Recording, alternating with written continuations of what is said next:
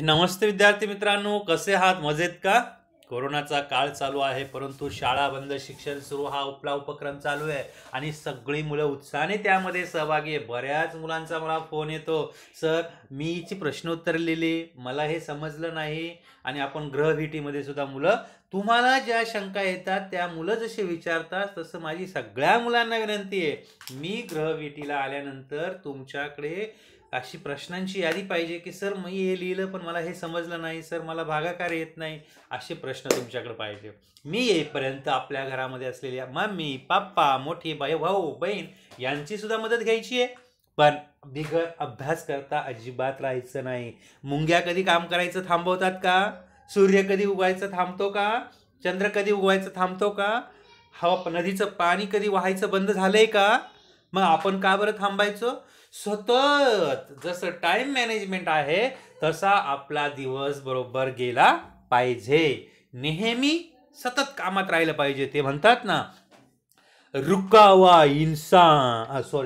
हुआ पानी और ठहरा हुआ इंसान साले दोनों सड़ जाते हैं. म्हणून आपल्याला थांबायचं नाही, सतत कार्य बघणं राहायचं. सतत अब्दुल कलाम ज्या दिवशी ते वारले, त्यांना मरण आलं, त्या दिवशी सुद्धा ते काम करत होते. टाटा 92व्या वर्षी विमान उडवायला शिकत होते. म्हणून कधीही थांबायचं नाही. पंडित नेहरू म्हणतात, आराम हराम है, आराम करायचा नाही. तर चला, मला पवित्रानं फोन केला होता की सर आम्हाला तो रायगड किल्ल्याचा धडा शिकवा ना, मला खूप आवडतोय. म्हणून आज मी तो धडा शिकवायला घेतलाय. चला तर मग बघूया. शिवाजी महाराजांचं चरित्र पाहताना धडा आहे 8वा.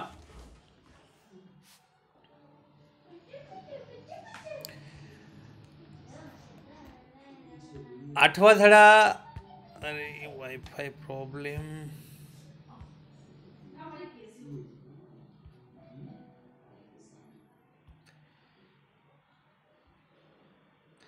वाईफाय कनेक्ट नाही आहे का? नेटवर्क होईल.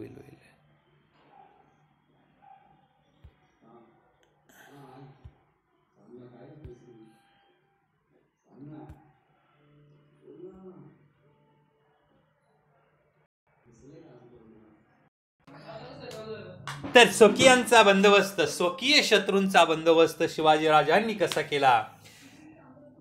जरा बसवली. शिवरायांच्या अवतीभोवती 12 मावळातील मावळे गोळा झाले. शिवराय सांगतील ती कामगिरी ते बजावत होते. स्वराज्यासाठी जगायचं आणि स्वराज्यासाठी मरायचं असं ते मानायचे. साधी भोळी मराठमोळी माणसं होती ती. त्यांना शिवराय म्हणजे जीव की प्राण वाटत. पण काही मंडळींना शिवरायांसाठी ते मावळे प्राण द्यायला सुद्धा तयार होते, कारण शिवरायांनी त्यांना त्यांचा उद्देश सांगितला होता की आपल्याला परकीयांची गुलामी नाही करायची. पण काही मंडळींना मात्र शिवरायांच्या कर्तृत्वाचा हेवा वाटे. त्यांना वाटायचं कालचा पोरगा हा आणि राजा व्हायला निघालाय, लीडरशिप करतोय. अशांचा बंदोबस्त करणे शिवरायांना भाग पडले. बघा मुलांनो, शिवरायांच्या चरित्रातून खूप काही शिकण्यासारखं आहे. ज्या वेळेला आपण एखादी सक्सेस व्हायला निघतो त्यावेळेला आपलीच माणसं आपले पाय ओढतात. त्यांचा सुद्धा बंदोबस्त आपल्याला करता आला पाहिजे. खंडोजी आणि बाजी घोरपडे हे सरदार आदिलशाच्या चाकरीत होते. सरदार म्हणजे सैन्याचे प्रमुख खंडोजी आणि बाजी घोरपडे. आदिलशहाने त्यांच्या शिवरायांच्या विरुद्ध चिथावले. बाजी घोरपडे आणि खंडोजी आपलेच, पण शिवरायांविरुद्ध आदिलशहाने त्यांना चिथवलं आणि कोंढाणा भागात त्यांनी धुमाकूळ माजवला. परंतु शिवरायांनी त्याची डाळ शिजू दिली नाही. डाळ शिजू दिली नाही म्हणजे तो धुमाकूळ त्यांना घालू दिला नाही. डाळ शिजून देणे म्हणजे दुसऱ्याचे प्रयत्न फेल करणे, दुसऱ्याचा आपल्याला जर दुसरा त्रास देत असेल तर ते हाणून पाडणं. शिवरायांनी त्यांना पिटाळून लावलं. तसेच फलटणचे बाबाजी नाईक निंबाळकर हे शिवरायांचे मेव्हणे. शिवरायांच्या त्यांच्या विरोधात जाऊन लढाया कराव्या लागल्या. तथापि पुढे या घराण्यातील व्यक्ती शिवरायांच्या बरोबर राहिल्या.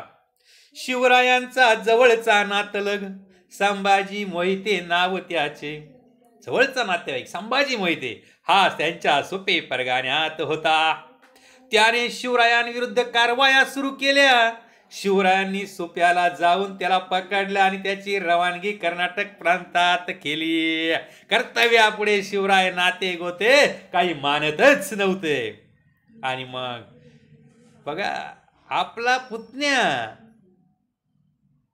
जावळीचे चंद्रराव मोरे यांचे नाव लक्षात ठेवा. जावळीचे चंद्रराव मोरे मोठं झाल्यावर तुम्ही जर कधी महाबळेश्वरला गेले तर त्या ठिकाणी जावळीचं खोरं लागतं. शिवरायांच्या कार्याची थोरवी साऱ्या मावळ्यांना पटली.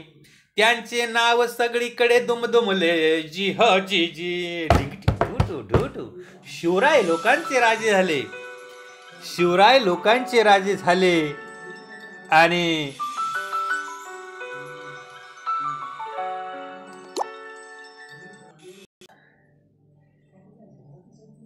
पण काही लोकांच्या डोळ्यात खुपलं.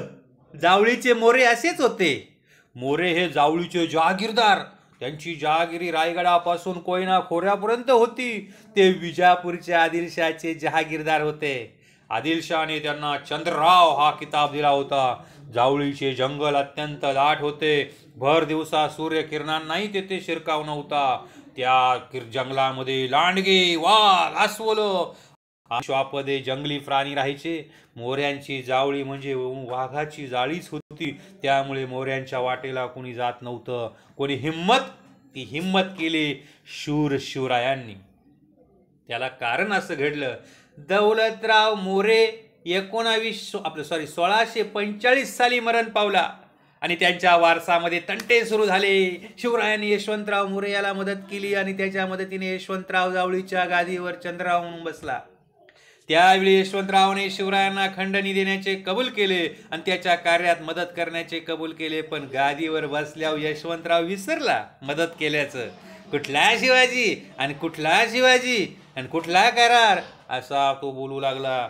आणि मग एवढंच नाही तर आपल्या जनतेवर स्वाऱ्या करायचा, प्रजेला त्रास द्यायचा अशी दांडगाई यशवंतराव करू लागला. आणि यशवंतरावला गादीवर बसवण्यासाठी महाराजांनी मदत केली. मग शिवरायांनी ओळखलं का याचा बंदोबस्त केला पाहिजे आणि नाहीतर स्वराज्याला धोका पोचेल. आणि मग शिवरायांनी यशवंतराव मोरे याला पहिल्यांदा एक पत्र लिहिलं. काय लिहिलं पत्रात? तुम्ही राजे म्हणविता. राजे आम्हा श्री शंभूने राज्य दिले आहे तर ते राज्य न म्हणावे. यशवंतराव मोर्याने पण उद्धटपणे उत्तर लिहिलं. तुम्ही काल राजे झाला. तुम्हास राज्य कोणी दिले. येता जावळी जाता गवली. आम्हाला श्रींचे कृपेने आदिलशाहने राजे हा किताब छत्रचामर सिंहासन मेहरवान करून दिले. येथे उपाय कराल तर अपाय होईल. जावळीत आला तर गोविली जाल, गाव ठार व्हाल. इकडे येऊ नका. शिवरायांनी उलट टोला दिला. परत पत्र पाठवलं.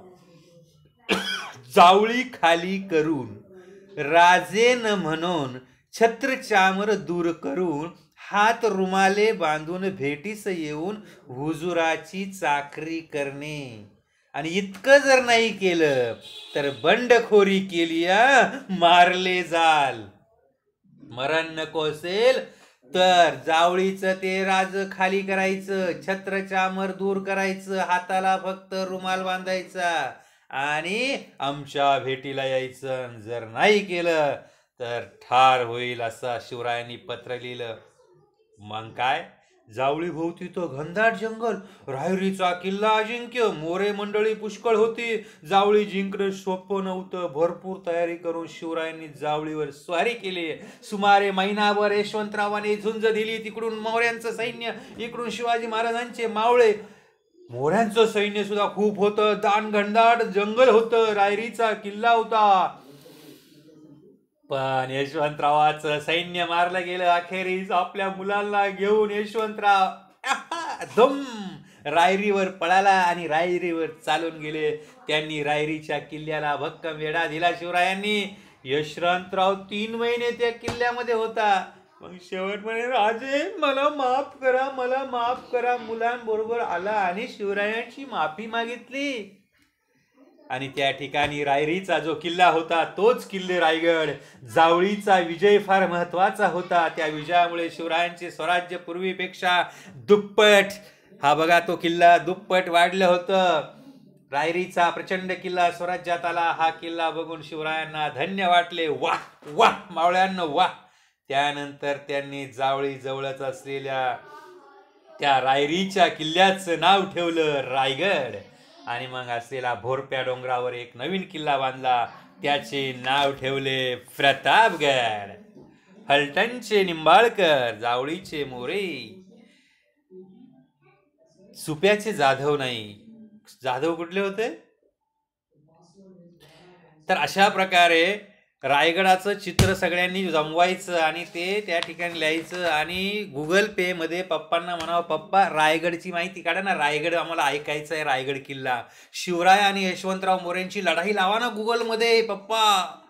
त्या ठिकाणी पाहायचं शिवराय आणि यशवंतराव मोरेंची लढाई तुम्ही गुगलवर पाहायची आहे. रायगडाची माहिती गुगलवर पाहायची आहे. आणि ह्या धड्याचे प्रश्न उत्तर लिहायचे. धडा मोठ्याने पप्पांना, मम्मीला, आजीला सर्वांना वाचून दाखवायचं आणि प्रश्न उत्तर लिहायचे. Okay bye. अभ्यास करायचा आहे, टाइम मॅनेजमेंट पाळायचं आहे आणि चॅनलला सबस्क्राईब करायचं आहे. तुम्हाला वाटेल तो धडा कधीही या ठिकाणी ऐकायचा आहे. Okay bye.